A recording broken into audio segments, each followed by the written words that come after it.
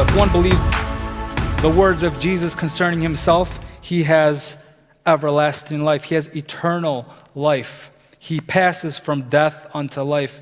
And this is such a wonderful truth.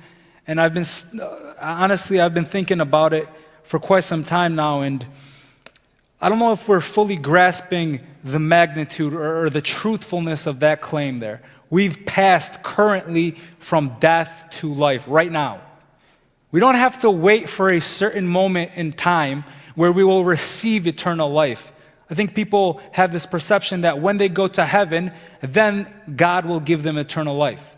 You have eternal life right now if you are a Christian. If you believe the words that Jesus says concerning himself, you testify with your mouth, you've been saved. You've been given eternal life. That's why I always harp on Christians who aren't joyful, who don't have a happy disposition.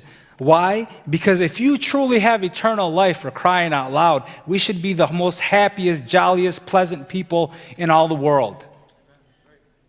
You have passed from condemnation to justification, from death to life, from slavery to freedom.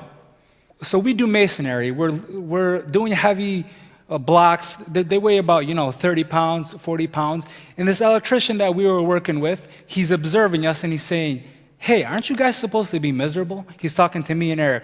We're working. He's like, "Hey, aren't you guys supposed to be miserable?" I'm like, "Why?" He's like, "Well, every mason that I've ever met has been miserable." I said, "Why should I be miserable?" He's like, "Well, why shouldn't you be miserable?" And bam. I say, "I'm not miserable because I have eternal life."